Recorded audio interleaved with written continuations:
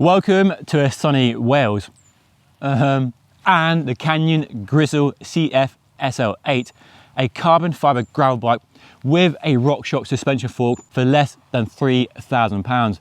Looks like amazing value for money, doesn't it?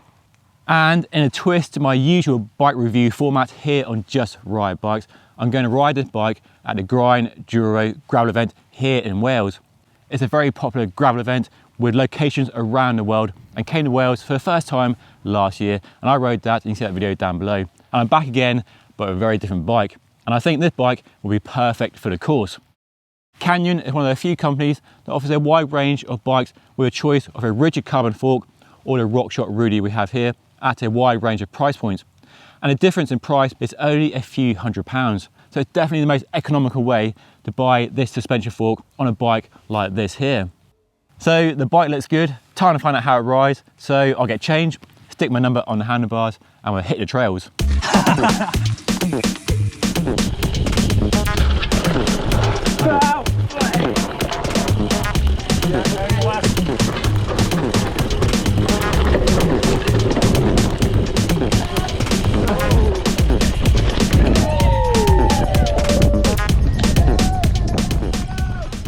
So I rode the Grizl when it launched last year up in Scotland, had a great time at that event and really enjoyed the bike.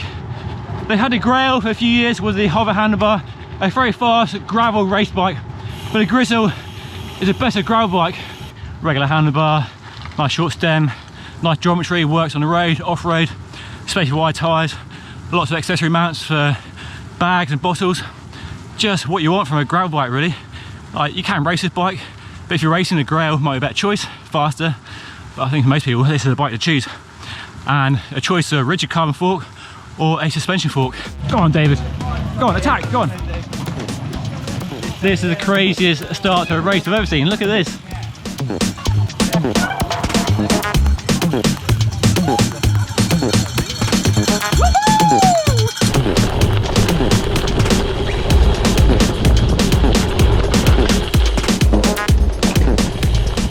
The fantastic thing about this event is that you don't have to race if you don't want to.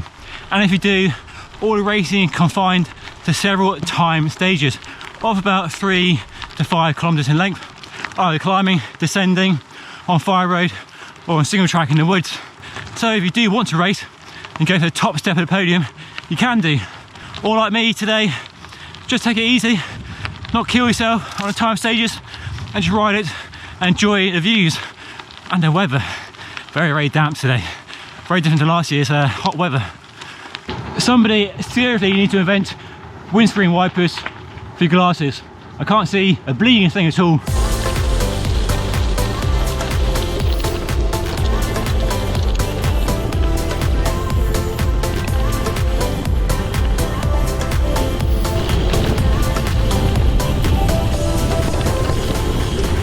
This bike is proving to be fantastic for the course so far. It's just a really easy bike to get on with. The handling is very natural with relaxed steering, even at high speed when the tyres are fighting for grip.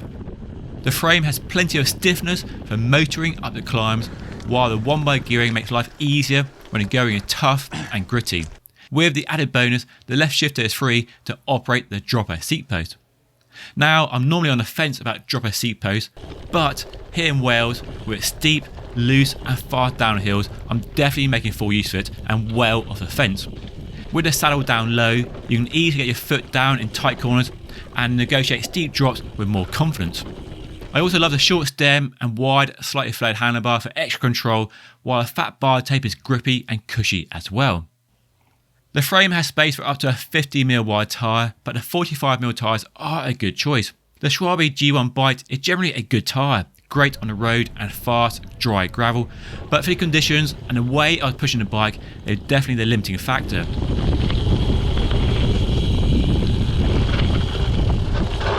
Whoa. These tyres are fantastic until they're not. I had a bit of a back tyre stepping out moment then. So yeah, definitely tyre choice is so critical for gravel bikes.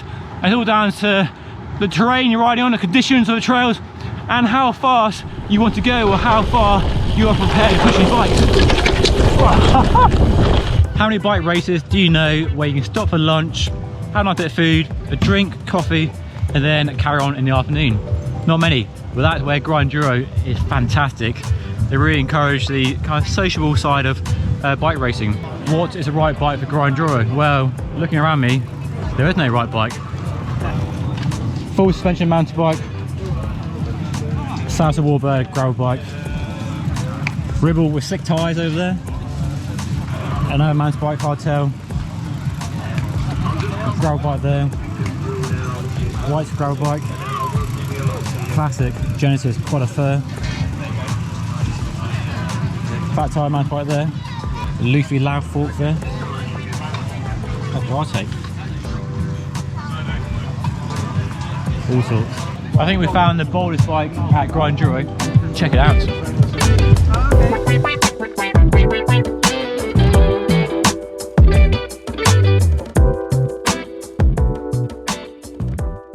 So, is the Grizl better with a suspension fork or without?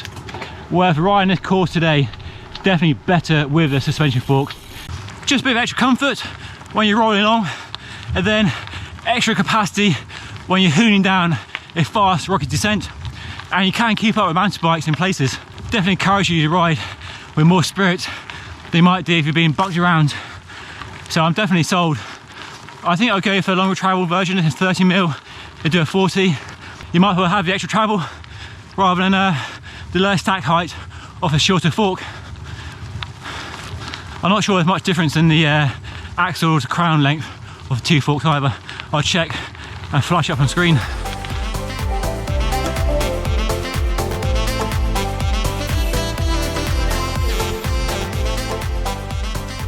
It's definitely fast enough for racing gravel. You can go bike packing with all the accessory mounts on it, or just use it for hacking around the woods on a weekend, or use it for riding to work during the week. For £2,900, this bike is fantastic value for money. And aside from tyres to suit the course I ride today, there's nothing I would change on it.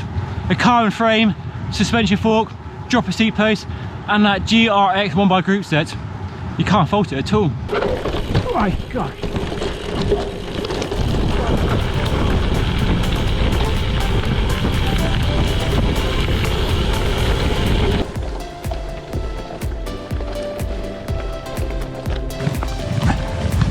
Ooh.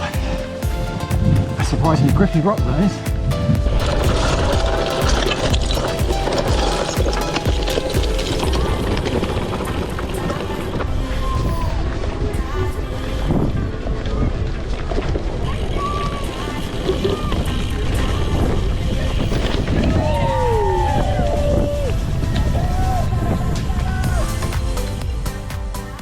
Wow, what a day. Grinduro was another fantastic day out on a bike. A bit wetter this year than last year, but you know, just conditions, and it is Wales, so you can't complain too much. But was the Grizl with the suspension fork the right bike for the course? 100% yes. The suspension fork and the dropper seat post and the geometry of the bike and even the tyres give you so much confidence on high speed, sketchy descents, made sketchier by the rain, quite slippery rocks in places, but a bike, you can just absolutely send it down any route, trail, rocky feature, whatever it is, and it looks after you. Just what you want from a gravel bike. Nice short stem, wide flared handlebar as well, powerful hydraulic disc brakes, just does what you want and over delivers in places as well. There are a few sections where I was easily keeping up with a mountain bike thanks to the suspension fork and a dropper seat post. Now, luckily Canyon does this bike with a rigid carbon fork if you're not sold on the idea of a suspension fork, and you save a few £100 as well. And that's a nice thing about Canyon. They offer this bike in two versions. They're not forcing this suspension fork on you. It's totally optional. But I think this bike, for £2,900 with a carbon frame, that fork, dropper seat post, Shimano GRX 1x, high quality DT Swiss wheels and Schwalbe tyres, it's a fantastic package. And what more do you want from a modern gravel bike than what we have here today? And if you want to see a review of this bike with a rigid carbon fork, that's linked up there. Definitely worth a watch, see how it compares to this bike. And any questions, feel free to put them down below. But all that said, I'm going to get changed, get a shower, go and get some food and a beer, and I'll see you all again next time. Thank you so much for watching.